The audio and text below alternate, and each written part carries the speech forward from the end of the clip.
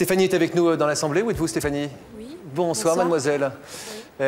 Est-ce que vous diriez que votre histoire est un peu comparable? Vous êtes séparés, en tout cas, par quelque chose de... Par des kilomètres. Par des kilomètres de votre fiancé que vous avez connu il y a 1 an. Vous étiez au courant qu'il était sans papier? Non, j'ai appris ça au bout de 6 mois. Parce que il avait surtout peur que je le quitte à cause de ça. Ou que vous le dénonciez? Ou que non. Non, quand même pas. Non, hein. quand même pas, mais il avait peur que je lui dise écoute, c'est fini, t'as pas de papier. Mais vous êtes une jeune fille amoureuse. Alors on va pas parler de politique sur ce plateau, il y en a qui le font beaucoup mieux que nous. C'est pas du tout l'esprit. Mais c'est vrai que regardez ce dossier des sans-papiers à travers les yeux de l'amour, de celle qui est tout d'un coup subitement séparée de celui qu'elle aime. Ouais. À quel âge, à votre âge? J'ai 18 ans. Ouais. Vous imaginez faire votre vie avec lui, malgré la séparation? Oui. C'est une situation compliquée pour une jeune femme de votre âge. Vous n'avez jamais été tenté de partir, de passer à autre chose, comme Sylvain s'est raisonné et a fini par passer à autre chose? Non, parce que c'est pas la même situation. Puis tout ce qu'on a enduré, parce que ça s'est pas fait en 1 semaine, son départ. Il y a eu quand même plus de 6 mois ou 7 mois après. Ça nous a renforcés. Parce que, puis après, les sentiments, on peut pas faire abstraction à tous ces sentiments, quoi. Jeff a été expulsé donc, à la fin de l'été dernier, devant les caméras de télévision et surtout sous vos yeux, sans prendre le temps, sans avoir le temps de vous dire au revoir. Depuis, vous vous battez pour qu'il revienne. Vous vivez avec cette histoire d'amour à distance. Un peu comme vous, Noël. Oui.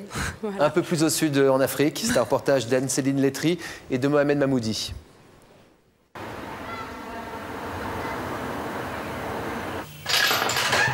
Là, c'est son t-shirt que je dors aussi avec.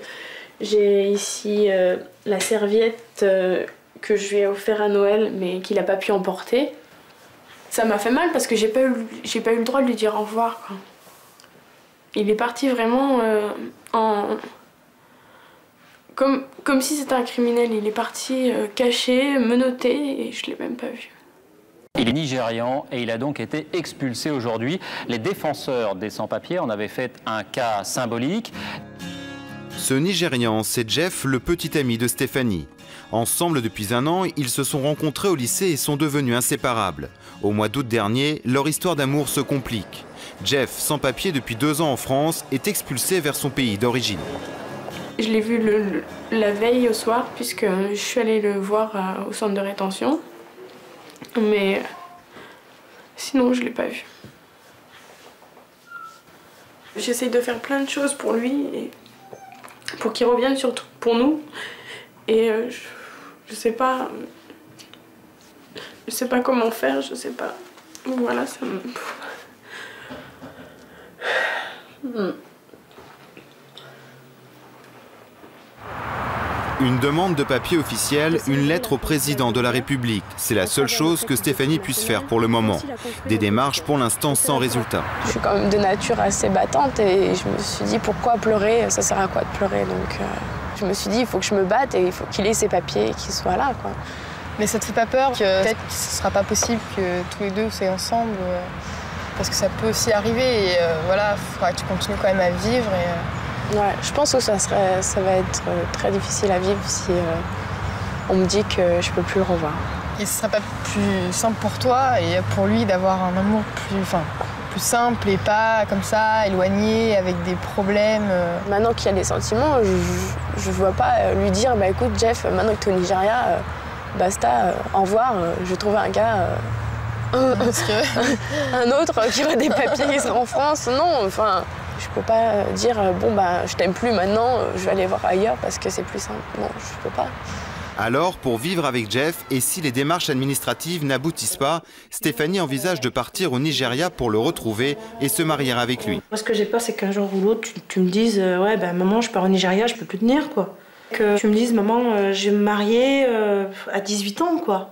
J'ai pas envie d'un mariage à la sauvette, tout ça pour le faire revenir, tout ça pour avoir des papiers. C'est clair que c'est un mariage d'amour, ça sera pas un mariage de papier. De toute façon, tu le sais très bien que Jeff, je l'aime et que si je vais au Nigeria, ça sera que pour une petite période aussi.